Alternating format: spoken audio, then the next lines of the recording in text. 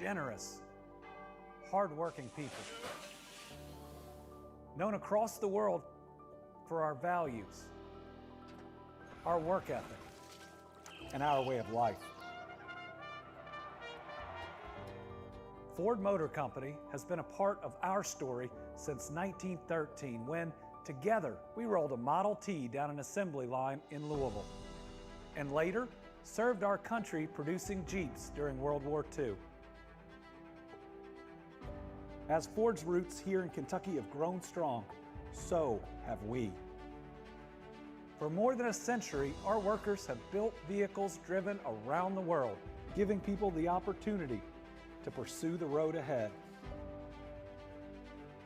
Now, we are writing a new chapter, one for the next generation. With the largest investment and most jobs in our history, together, we are building the largest electric vehicle battery projects in the country. We will power the auto industry of the future.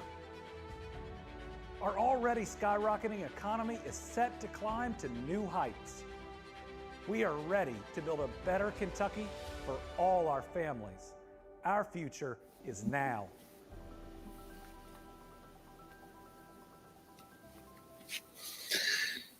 Good afternoon. This week, here on the steps of the Capitol, we celebrated the largest economic development project and announcement in our history. We were joined by Ford's Executive Chair, Bill Ford, CEO, Jim Farley, COO for North America, Lisa Drake, and our brand new incredible partners at SK Innovation, including Dong Sub G, president of SK Innovation's battery business, and so many more. Together, this week, we set out to build what we believe are the largest electric vehicle battery plants in the country, right off I-65 in Hardin County. The project not only sets the bar globally for battery production, it breaks nearly all of our previous economic development records in Kentucky. This is the single largest capital investment ever made at nearly $6 billion. It's the largest single jobs announcement in our history with an estimated 5,000 new jobs, and they are good wage jobs. And with this announcement, we shatter every record that we have for annual economic investment. It's only September. This project is going to be located at the Glendale mega site. The twin plants will produce 86 gigawatt hours, making them what I believe to be the largest battery plants in the country. These enormous plants will capture the attention of the entire world. So this week, everything for us, Kentuckians, has changed. We became an undisputed national leader in advanced auto manufacturing, and we're establishing a new automotive ecosystem right here in Kentucky. All eyes are on us. All eyes are on Kentucky, and we're just getting started. I want to once again say thank you to Secretary Larry Hayes, the team at the Cabinet for Economic Development, and oh my goodness, everybody in Hardin County. Such a hardworking group, from the mayor to the county judge to members of the Industrial Foundation, the local economic development team. Thank you for your tremendous work. And a special thank you to members of the Kentucky legislature for passing a necessary bill during a special session, doing it immediately, bipartisan, in a way that showed we can get things done. They deserve a lot of credit for helping us to land this. This announcement is planetary in size. It's going to create its own gravity, attracting so many suppliers right here in the Commonwealth. Think about this. There is no supply chain in the United States for an electric vehicle battery plant, meaning we're going to create all of it. And we're going to have the biggest production units right here in Kentucky. So this is just a start. When you think about what Ford does already, 13,000 employees in 2 Louisville facilities, but that generates almost 120,000 jobs with suppliers and distributors and the rest. This may have even more potential than that. Ford is now putting the Commonwealth front and center in advanced automotive manufacturing nationally, and we are committed to leading this country in battery production.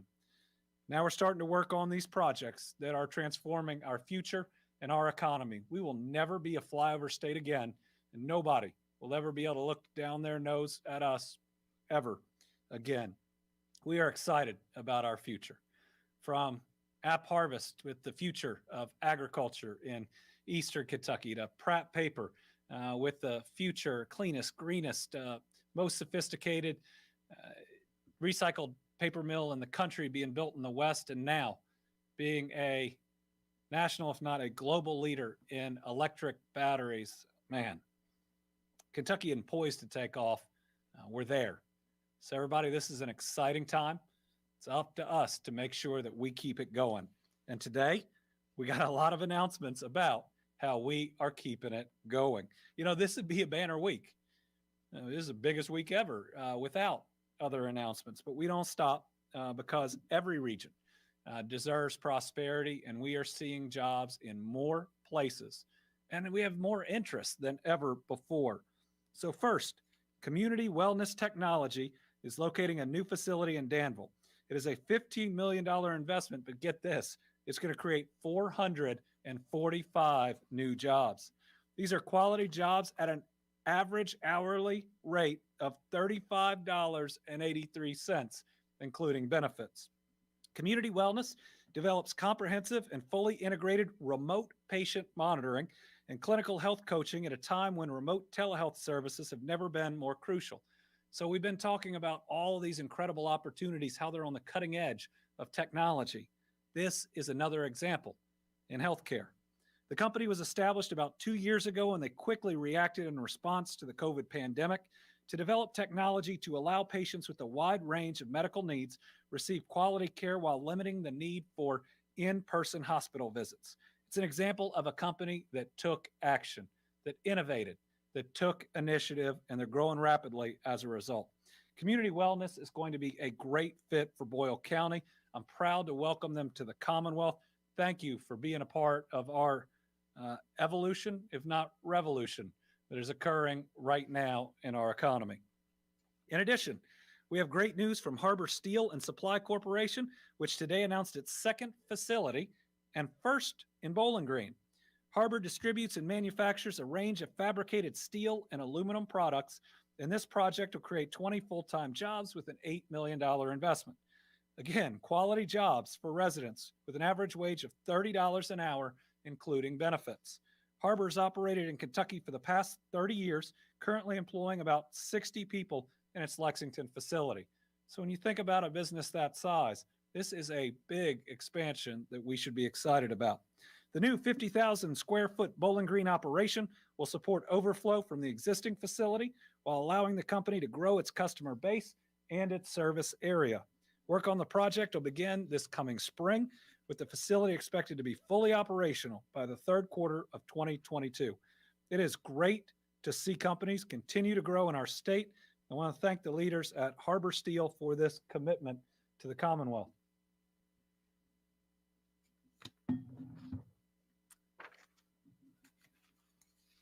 As we mentioned on Tuesday, part of creating jobs is about having the infrastructure to support them.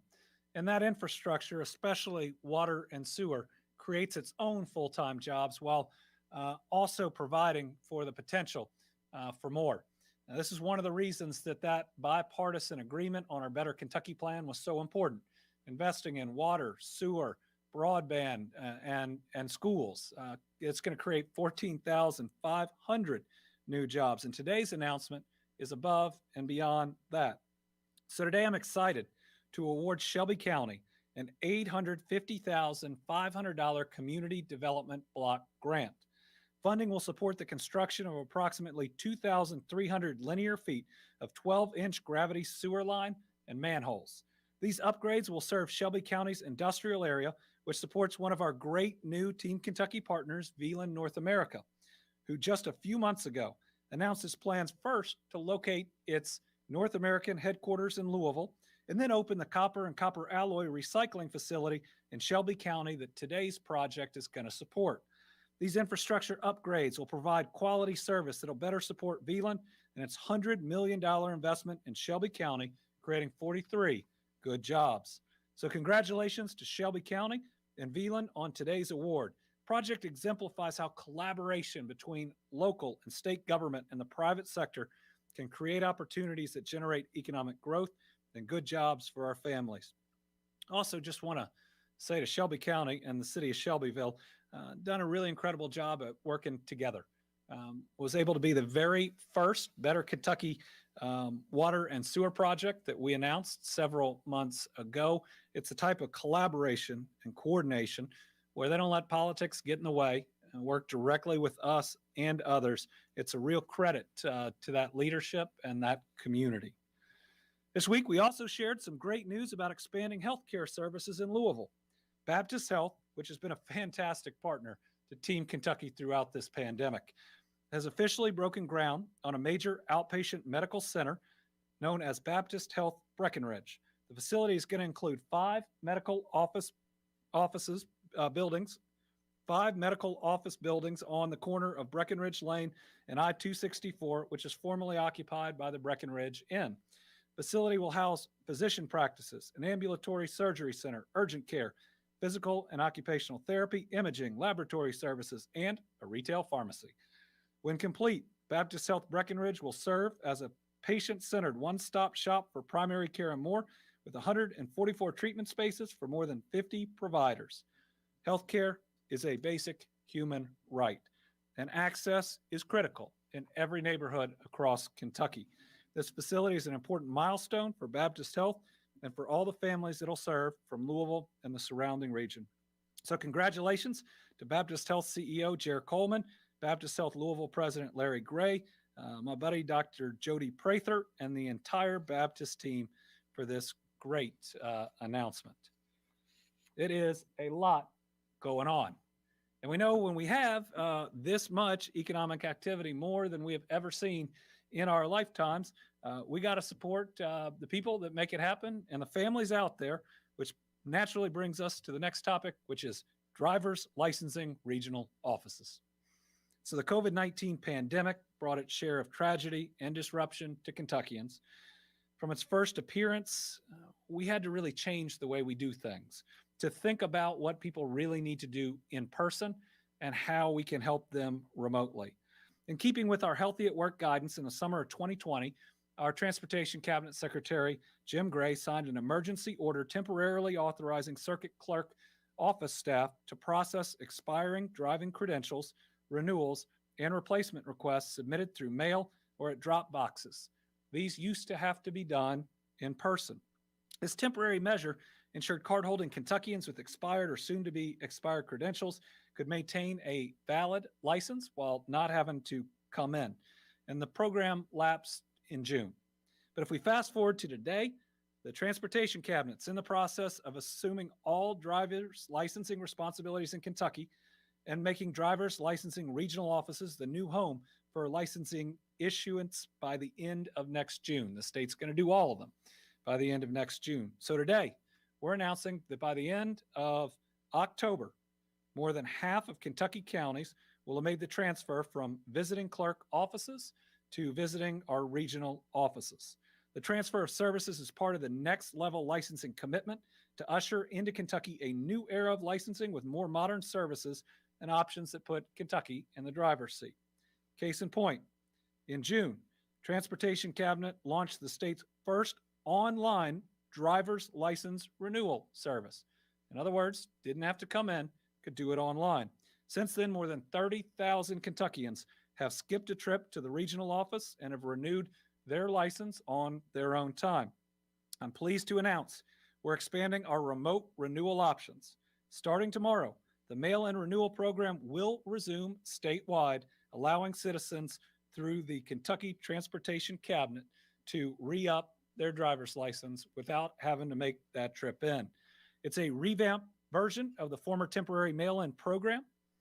And so with KYTC at the helm, Kentuckians will have new service options online, through the mail, or if you want, in person to get that license renewed. Simply, you'll be able to replace a lost or stolen credential without having to come in, especially if there are no address changes. Upgraded program does more than just give citizens flexibility. It's another way to deliver critical contactless service to reduce the spread of illness. But folks, it's also the future. And in many ways, that's what COVID has done. These companies investing big have seen their future and are stepping into it. And we've got to do the same in the way we provide services to Kentuckians. So this is a good example of what we ought to be doing. That, moving from the local circuit clerks to regional offices could be a pain. It could be. But now you can do it either online, through the mail, or when you need to head into that regional office. But when so many businesses are able to provide online services to you, the state should do its best to do as well. So a lot of incredibly exciting news this week. Let's move to our COVID portion of the report. Again, it's always a hard transition because we're living these two moments at the same time, one of difficulty and darkness, and one of hope, opportunity, a new dawn, a better day than we've ever seen, a better future for our kids. But we do have to get through this pandemic to get there. We'll start with today, 63 of our 96 hospitals are reporting critical staffing shortages. But the positive is we have seen hospitalizations decrease and now ICU utilization decrease over the past 7 days on our rolling average. 131 adult ICU beds available as of today. Pediatric patients, kids in the hospital, down in today's report to about 11 that are confirmed. But remember, these are in the pediatric units. There are really only 2.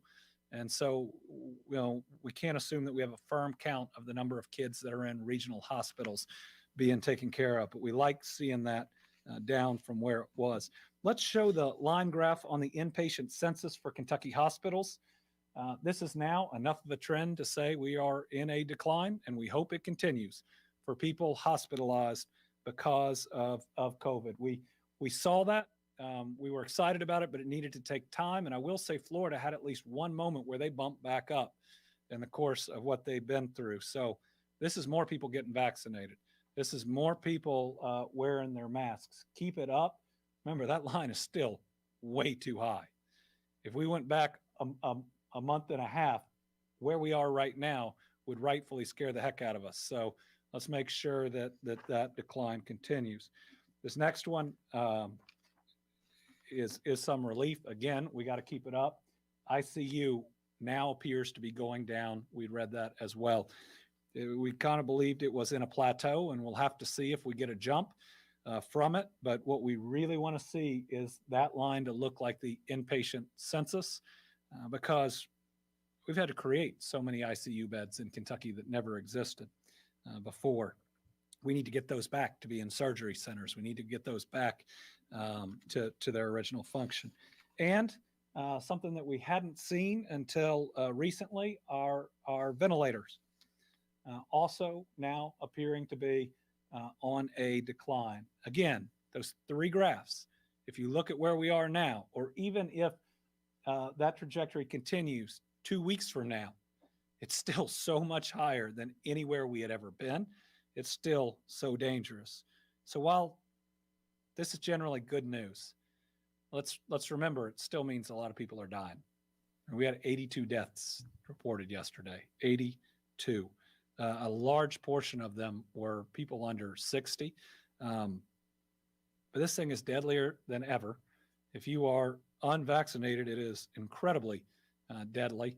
And it's taken so many people. Please don't make it take a family member before you're willing to get vaccinated. Because if you're willing to get vaccinated, it is still incredible protection against illness, against hospitalization, and against death. And I don't have it with me today, but the new report on the number of people that have long haul symptoms. Again, it's not okay to get COVID because you might not die. COVID can have long-term implications on your health. It can ravage your lungs. It can lead to a buzzing in your ears that can really impact some people. It can have so many different implications, some of which we don't know. And if we look at the vaccination status of COVID-19 cases, hospitalization, and deaths, we continue to see that unvaccinated individuals make up more than 92% of those that are hospitalized. And this number is actually getting better for the vaccinated and getting worse for the unvaccinated, creeping up a little bit there. So please get vaccinated. And when you look at deaths here, both Dr. Stack and I believe that the boosters, and especially for the immunocompromised, are going to significantly help the fully vaccinated not suffer some of the outcomes that we're seeing here. We believe generally that this is a reflection of what this virus comes for. Those that are suffering from conditions, but the vaccines are so great that the opportunity through the booster to provide that extra level of protection is there. And let's remember, it's killing younger and younger people. The age distribution for COVID-19 deaths certainly are plus 70, which is one of our best vaccinated crowds. I mean, cut almost in half. But then those populations that aren't vaccinated at that same rate, especially 50 to 69, but then 30 to 49, significantly more, one twice, one 5 times as deadly as before.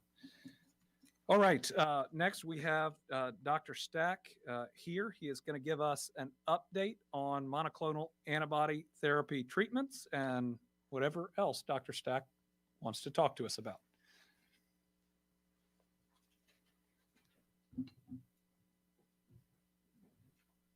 Thank you very much, Governor. Thanks for the confidence for carte blanche. I won't talk about sports or other things here today. So, James, if we could put up the slide deck. So I'll start with the monoclonal antibodies. So just to kind of a summary of this, for folks who become infected, the monoclonal antibodies can help give your immune system a boost, essentially by giving you laboratory created antibodies that try to counteract the COVID virus. They're effective. They probably are 75 to 80+% effective in helping to reduce your likelihood of hospitalizations. And so for those individuals who are at high risk for a bad outcome from COVID-19 disease, getting monoclonal antibodies is a good thing. It could help keep you out of the hospital and, of course, help hopefully keep you from dying from the disease. The antibodies became so popular, though, with the surge of the Delta virus, the Delta variant, that they were harder to come by. And so the federal government on September 13th had to change the way they were distributing the antibodies. And instead of allowing hospitals and clinics and others to order them directly, now the states are given a certain amount of antibody, and we have to determine who receives them within the state. That, coupled with the recent legislative special session, have caused us to adjust the program that we already had in place. So first of all, to put things in context, close to 140 unique sites had already been ordering antibodies and distributing them or administering them in some form or fashion across the Commonwealth. The healthcare community in Kentucky really rose to the challenge and did a great job. So thank you very much to those sites that had already stepped in to get done what needed to get done. And we were actively working with them and supporting them with information, education, and helping them when problems arose with receiving their supplies. When we changed to this new model, we were able to change really within hours to start getting orders processed and cleared up. There was about a week and a half long backlog. We got that caught up and cleaned up, and then we started processing usually within hours of getting our new weekly allocations at the beginning of the week. We have all of our orders entered in the computer and processed, and then just the distributor has to ship them. For the overall program, as I just described, we get a weekly allocation. Health and Human Services for the federal government determines how much we get. It goes up and down, but right now it went down this week from the previous week. We got about 6,900 doses last week, about 6,100 doses this week. They determine the weekly allocation based on a number of variables. One, we have to utilize 70% or more of the antibodies were shipped, or else any state that uses less than that is at risk for having a reduction the following week. And that's done to make sure that the antibodies are going places where the demand is most and they're getting into patients as quickly as possible. The other two criteria are the number of new cases that the state has in the previous week, and then also the number of new hospitalizations that the state has. They use a formula for that and then determine how much we get. So to put in context, this current week with 6,100 doses, about 200,000 doses were shipped or allocated across the entire nation for that week. We got 6,100, and our population is about 1.3% of the United States population. So we got about 3% of the antibodies. We got about 1.3% of the people. So because the disease is so common here right now, we got more antibodies than our population alone would have garnered us. Now that will hopefully change, because if the disease goes down, we'll get less antibodies, and some other state who has a more pressing need will get their increased share. The sites now submit to a form, an online form. We receive those requests by usually before the weekend, and we process them on Monday. If we could have the next slide, please. Based on the available inventory, we fulfill as fully as possible every request. Now, the last 2 weeks, we have not been able to meet 100% of the requested doses, but we've been able to come close. There's two different antibody treatments out there right now. There's Regeneron or RegenCov, and then there's also another one that the chemical names are shortened to BAM-ETE for that combination of two different monoclonals. And we get that in a ratio. I think 30% of our supply was BAM-ETE and the other 70% was RegenCov. And we distribute those across the state. If you go to get antibody treatments, take whichever one they have. The FDA has approved them both for the treatment of the Delta variant and says that they're still both very effective. So go ahead and take whichever one you're offered. We are now going to have, as of this afternoon, a new website. You can go to kycovid19.ky.gov. There will be a new website this afternoon that'll show up probably with the normal update of the website about 4:45.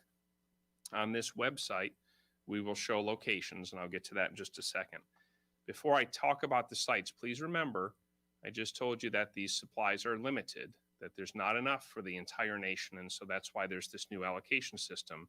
So when you contact the site, they're going to use the current Food and Drug Administration criteria for who are the highest risk and the most in need, and they're going to use that coupled with their supply to determine a prioritization and who can get the treatment at that time.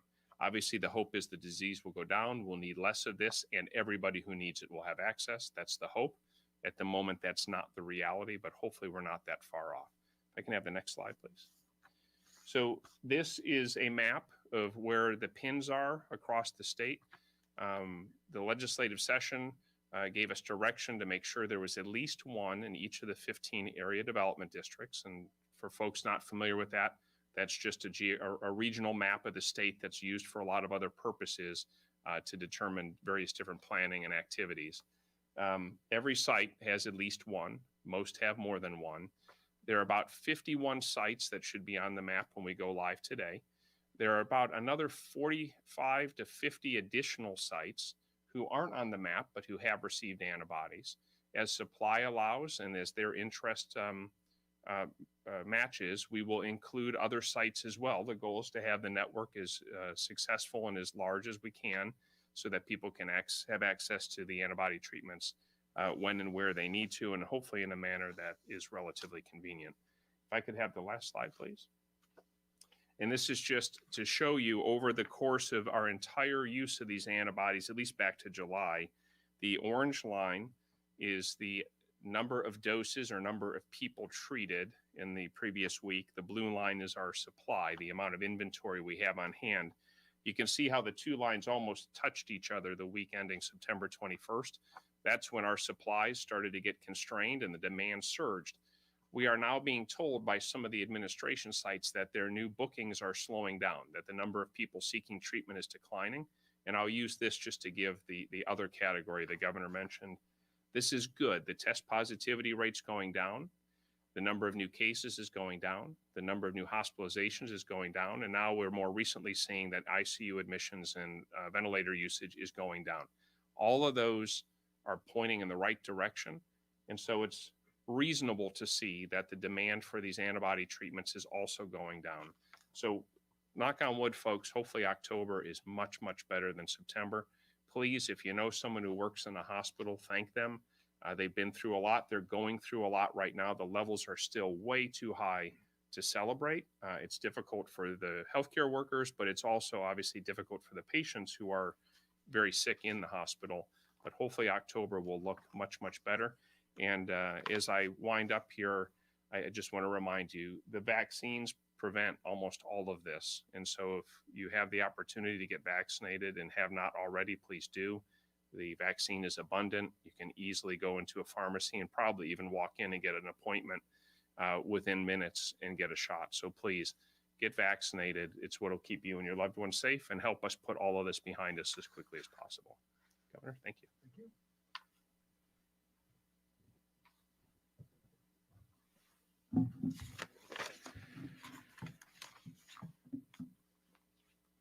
All right, so take just a minute to talk about messaging and communications on COVID.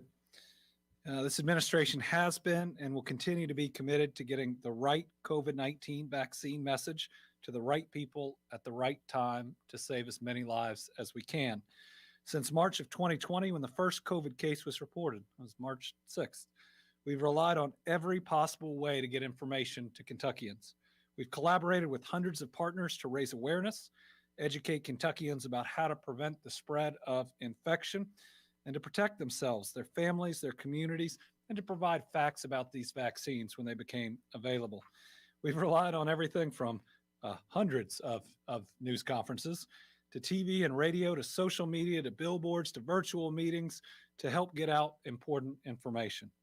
To ensure confidence in the safety and effectiveness of vaccines, we partnered with local health departments, healthcare experts, vaccine providers, community leaders, pastors, coaches, athletes, artists, teachers, young Kentuckians, and influencers, and others, virtually anybody who was willing to help to encourage preventing the spread of infection and, when it became available, to get vaccinated.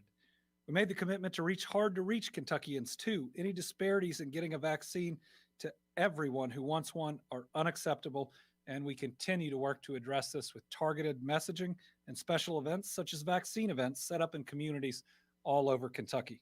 Our goal has been for every Kentuckian to know where they can go for reliable, updated, factual information. In the earliest days of the pandemic, instructions were to visit kycovid19.ky.gov. Site has detailed information about how the virus is spread, how to avoid spreading it, and remember, we were constantly updating it as we built out the testing program, as we learned more about the virus. Norton Healthcare provided a hotline for Kentuckians to use to get questions answered. Remember, we used to talk about the number of calls going there, and indeed had to split it off, I think, from the poison control hotline. It was getting so many calls. Our local health departments, healthcare experts, and community partners were critical to help getting out this information too. Starting in December 2020, we began a partnership with a Kentucky-based advertising agency to help get the word out about the vaccine. We believe it's been effective. Over 15 million digital impressions have been made on websites, on social media, and other electronic formats. Over 61 million print, radio, TV, cable, and out-of-home impressions. Out-of-home includes visible messages on billboards and bus wraps, and other out-of-door options have been made. If you've gotten important COVID-19 information from the radio, whether that was a station you've set your dial to for years or something newer like Pandora or Spotify, it was on account of this media effort. If you saw information posted on Facebook or Twitter or YouTube or Instagram by us, then you saw the fruits of this outreach. If you watched network news on cable TV, whether on your TV, computer, smartphone, or tablet, you saw COVID information. Again, an effort to get that word out through every partner, including the media. We've worked hard to make sure Kentuckians had answers to questions or knew where to go to help, for help, or knew who to go that maybe was that next person that they would trust.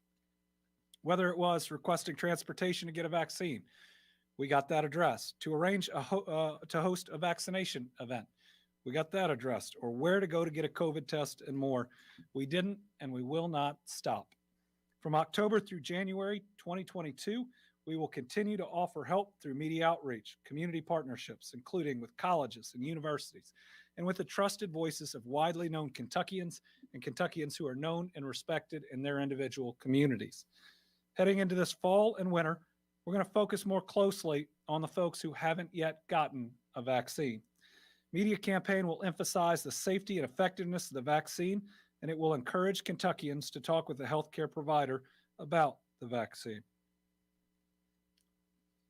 The media campaign is also going to include our voices, Kentucky voices, that have lost somebody and that wish that individual had gotten the vaccine. Often it's us talking about our most difficult moments that other people can relate to. And I want to say ahead of time, I appreciate the strength of everybody who's willing to share one of the most difficult moments that they have had so no one else has to go through it. And it's the grief, it's the raw emotion, but it's also that love of that individual going through that hard time doing this because they love everybody else that we think will and does make a real impression. We're also going to focus on the symptoms and effects of contracting the virus, honing in on symptoms, growing representation in our hospital for Kentuckians who are 40 or younger. Think about the groups that are getting COVID the most. We're going to talk about the cost of being hospitalized, often what, $23,000, $24,000, $25,000, even when you have health care coverage, versus the cost of the vaccine, which is free. We're also going to talk about long-term side effects, something that we've talked about, but needs to continue to get out there because we continue to hear from those that are impacted by misinformation that say, well, I probably won't die from this. Yeah, you probably won't die from a lot of things that you do lots to prevent yourself from being in that situation. Next phase will also raise awareness of individuals who need to get booster doses, that need to get both doses that may have only gotten one of Pfizer and Moderna, as well as when the time comes, kids ages 5 to 11, a time that I am thrilled to see coming very soon. We all want the same thing, to get back to normal, to not have our friends and our family members dying, to be able to go out to the biggest of events without a mask and get to enjoy each other. I mean, our economy is on fire. Our opportunity ahead of us is so incredible. We talked about it. We just had the single largest economic development announcement in our history. One of the largest companies in America, one of the most iconic companies, chose us for the future of their great company. I mean, our future has never been brighter, but we got to get there. We should want everybody to make it there with us. You know, normally when you're trying to navigate through a storm, you just want to make it and you just want to get everybody through it. This is more. We know what's on the other side of it. And it's one of the brightest, best days that we have ever seen. So enough is enough. I mean, as a Commonwealth, let's make sure we come together. Let's make sure we have those hard conversations with people we love. Let's get everybody vaccinated and then let's get done with this thing. Let's move on to those brighter days where we are going to be a national leader. So, final part today, vaccine update. Actually, between yesterday and today, 4,807 new Kentuckians vaccinated. We have a new county leading for vaccination. That's right here, Franklin County at 78%. But I know Woodford County is competitive, having previously led much of the time at 77%. And so I know that they will continue to push on. Fayette County, 74%. Campbell, 74, Boone, 72. We'll break out all the demographics next week, as we always do, but let's keep it up. Every day we have 4,000 plus people vaccinated is a day that we get closer to the end of this. All right, we'll open it up for questions. We have 2 journalists with us today, and then we have about 5 on the phone. So we'll start with Tom Latek from Kentucky Today. Thank you, Governor. Dr. Stack was talking about the monoclonal antibodies, priorities of who's going to get them. Are those priorities the same as they were at the beginning of the vaccination season, so to speak? All right, let's ask Dr. Stack to come back up. The question is on the priorities. and what they include for folks that need monoclonal antibodies, since there are not going to be enough. And let me just say this, you cannot count on them to save your life if you are unvaccinated. I have a personal friend that we lost that was vaccinated, but still got this virus and got that monoclonal antibody treatment. I mean, nobody should want to be in that position. So please get vaccinated. So thanks for the question, Tom. So the Food and Drug Administration gives criteria. So it's pretty much people who are at elevated risk for severe COVID disease. So the prioritization will be if you have no medical problems, you're very low priority. But if you have high blood pressure, heart disease, lung disease, there's a whole list of things, cancer, active treatment with medicine that weakens your immune system, all those things would qualify you.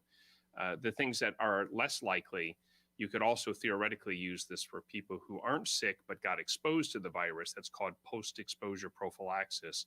That's very clearly not a priority at the moment because so many people actually have the disease.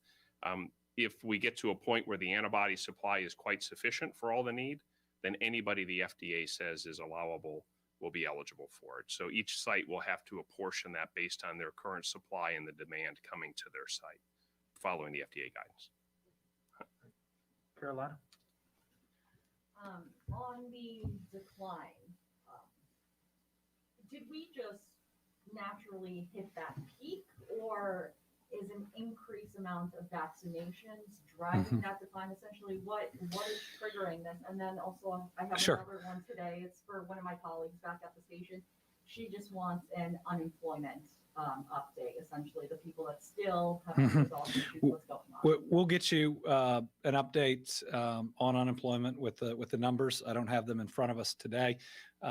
Significant numbers of in-person or virtual appointments we can get you to. We believe that those have been really helpful. Our problem now isn't as much of processing how many real people there are out there, but getting to the real people as opposed to the fake and fraudulent claims. And so we're not looking for needles in a haystack, but we got a lot of fake claims that we've got to push through. And that also means when you look at our numbers, they're not all real people. And we got to get to each and every one of those individuals. Now, I think our filings for unemployment are slowing down, which is a good thing. On the decline, again, we hope it is a continued decline. And so a lot of this has assumptions, but the first part I think we're in a decline is while we weren't able to vaccinate enough people to stop the Delta variant entirely, we were able to vaccinate a lot of people. When we look at 60+% of all Kentuckians having gotten at least their first shot, 70% of all eligible Kentuckians, that means a whole lot of people out there were pretty protected even from this Delta variant. It then burned very, very quickly to everybody that is not vaccinated, with case numbers and exposure happening so rapidly. Some people have probably had it that never even knew that they had it.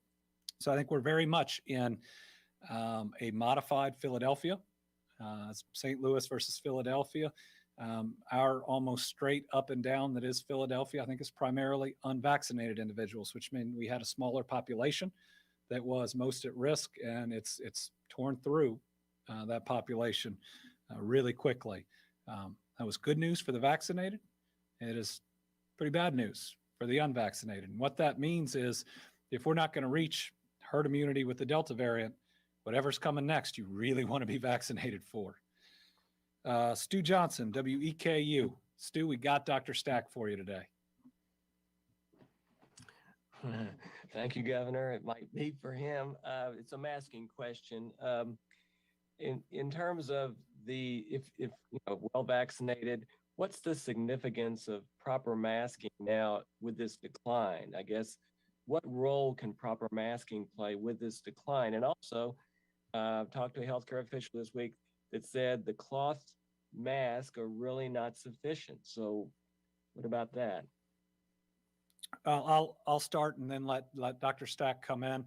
Remember, there are breakthrough cases, and there are more breakthrough cases, that is vaccinated people getting the Delta variant, than we find out about, because a whole lot of people that have this vaccine suffer very little symptoms. but they can spread the virus, meaning you can spread it to somebody that is unvaccinated. These are proven in study after study after study, masks are, to decrease the spread.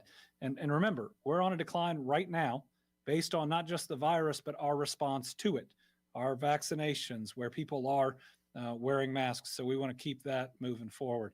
And I know Dr. Stack will talk about spread through both the air, but also through droplets. And there's no question that having something over your mouth stops at least some of what would spread this virus.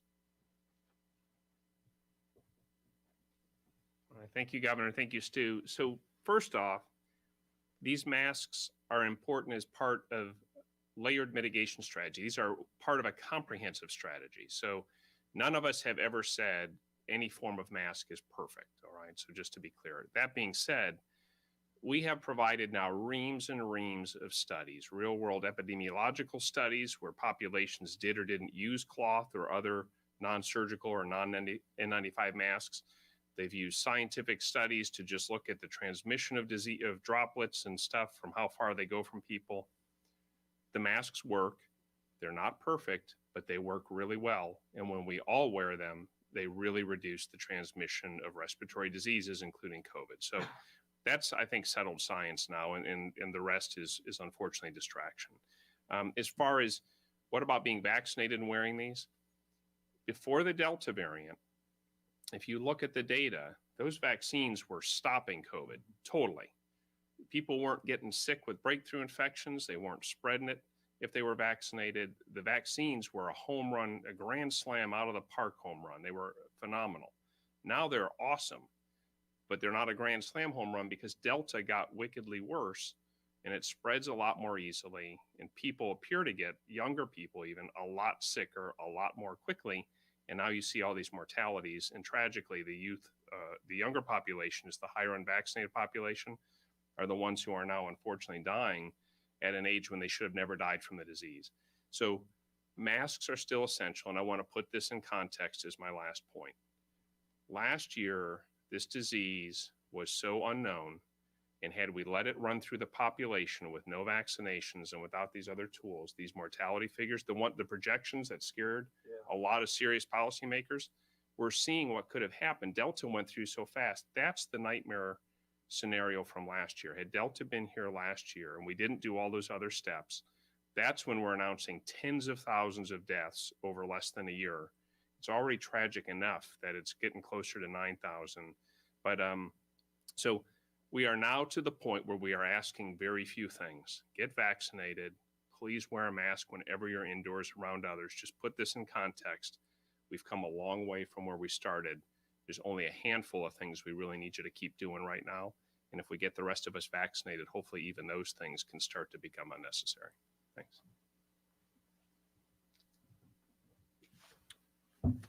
Sarah Ladd from the Courier-Journal.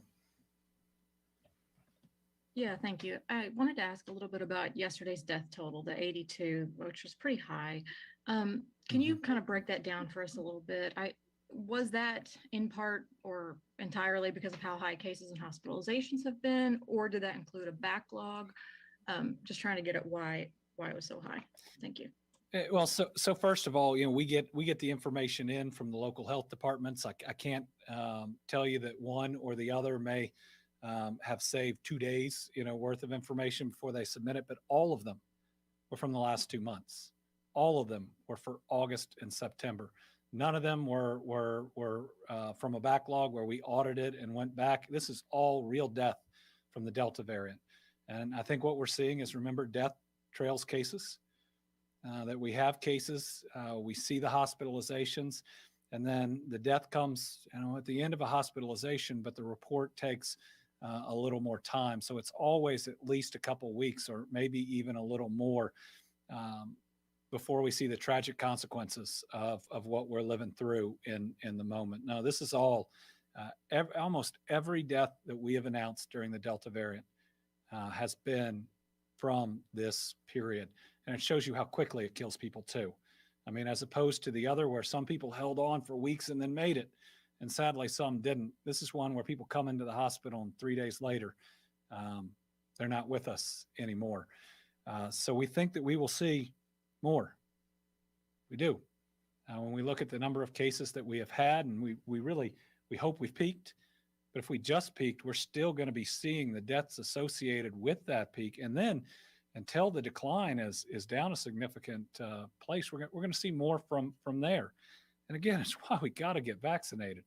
We got more cases even now of the deadliest part of COVID that we've seen. So it's all really recent too, and it's really tragic. Josh James, WKY. Hi, Governor. Switching gears, lawmakers this week discussed rescinding the state's $15 million investment in Brady, now Unity Aluminum Mill. What is your thinking on that issue, and is it time to try to get that money back? Well, even as Attorney General, I was very concerned with this investment. First time we ever wrote a company a straight up check. And then after the last administration wrote the straight up check, they separately entered another agreement where they let go of all the security interests that we had of how we could try to get that back. And that wasn't taken before the legislature. So here you have a state investing in something that was virtually a startup, no other operations anywhere. And then, I don't know how you can justify it, relieving the company of that legal obligation or whatever that security interest was that we could get back. I'm concerned whether we can get the land back that they're on, even if they don't begin to operate. And it's put us in the position where, if we had that security interest, we may have acted on it a long time ago. But it's put us in the position of not having much of a choice in the initial run to trying to see if they can succeed. But I think that there needs to be a deep dive in how the policymakers inside the last administration are somehow the presidents or senior executives of the company, that they encouraged the direct investment in and then let them out of the obligations. No one would do business that way. No one's attorneys would ever advise them to do business that way. I've been very concerned about it for a while. I will continue if we think that there is any opportunity there to support it. But I understand every lawmaker who is concerned. I understand exactly where they're coming from, and I'm happy to talk with any and all of them. I believe we're all on the same page, and what I'd talk with them about is what options we really have versus what we don't. James Pilcher from WKRC. Good afternoon, Governor. Want to ask about a more agricultural issue. You have been vocal about your opposition to the increase in excise taxes on tobacco, given its impact on the state. What is the potential impact to the state, and why are you opposed to that tax hike? So, first of all, I'm against smoking. I hope that one day everyone will quit smoking. I've lost people that I know and care about to lung cancer. But what the current bill in Washington, I won't say moving through Washington, and we'll see, does is the portion that impacts the tobacco industry, which means the farmers in our state, is so disproportionate in how high the increases are compared to anything else. It's going to cause significant, severe, and very quick job loss in Kentucky. And there is a very specific portion of that market that primarily goes into snuff that is grown almost exclusively in Kentucky and ultimately processed in a plant in Hopkinsville. And while the increase in the federal cigarette tax is big, the specific increase to this one sub part of the market that only is in Kentucky is enormous, and inexplicable. And so we believe it's unfair, and we have raised that again. We want to make sure everybody stop smoking, though we know that folks will ultimately make their own decisions. But we just believe there needs to be a level of fairness and in different types of increases, and not one that targets Kentucky almost solely or alone. Melissa Patrick, Kentucky Health News. Hi, Governor. So my question was about the healthcare workforce shortage and your request for a plan from the General Assembly. And during this press conference, a letter popped up on email from President of the Senate, Robert Stivers, to you. His laying out a plan. Seeing that letter, and if you have any response to it, basically lays out 3 different options for money. I just got the letter today. I think I was pretty clear that if we're going to call a special session, they need to come meet with me. And I got a letter. Also, no indication that there have been any discussions whatsoever with the House. Again, the serious work that's required for a special session doesn't appear to have really been started in earnest, much less done, and we need to see a lot more. Also, have been having specific conversations with different hospital organizations out there, and as of yet, not convinced that this would solve the problem as opposed to escalate the arms race with these different private nursing and other services. Listen, this administration has done as much for hospital systems as I think any you'll ever see. We showed the other day we're over $1 billion of additional payments than hospital systems ever saw before. National Guard, we got a really nice message today about how great they've been. Nursing students, and I think that's actually going to pay dividends going forward, taking over testing, AmeriCorps students and others. So we will continue to work directly with hospitals, to have our direct calls with them. But there's policy making and there's politics in Frankfurt. I've shown that I can sit down and work with anyone, and I'm willing to, but they have to be willing to sit down too. I'm still told that the written plan is the bill that was previously filed. Again, that doesn't show where the money is coming from, which is really, really important. All right, that is today's Team Kentucky update. Listen, we got to defeat this virus. This has been a heck of a week for the Commonwealth of Kentucky. Our future is entirely changed. It is here right now. More opportunities for my kids and for yours than ever before, I think, in the history of our state. Let's not fumble this opportunity. Let's get everybody vaccinated, and then let's drive our electric truck into our future. Thanks.